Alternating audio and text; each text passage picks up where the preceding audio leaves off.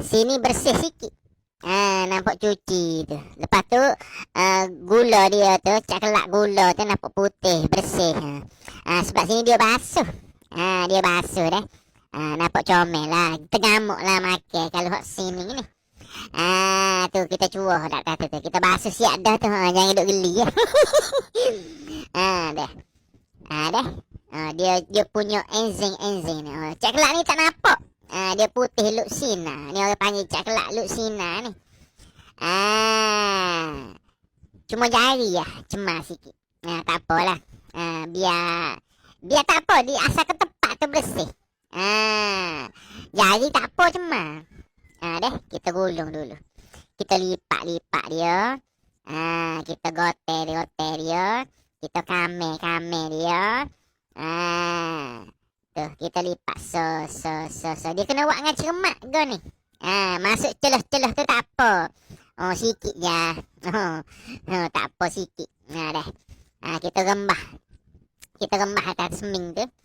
Kita gotek panjang gitu. Kita tarik dia.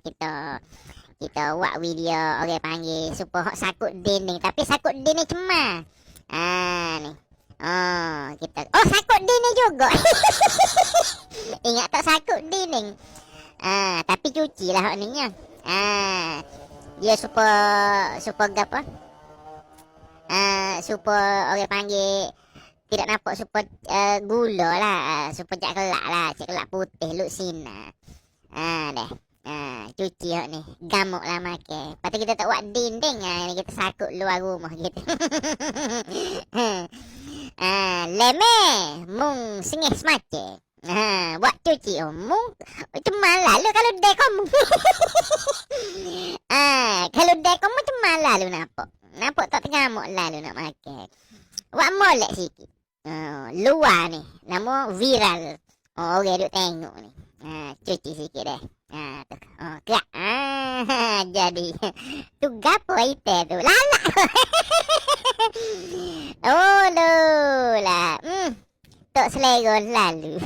Tadi comel. Nak kotek atas. Aduh, jeng lah. Semuk kau gapo ite tu. Dek komung cuma lalu. Bijak berkali dah. Boleh lah buat makan.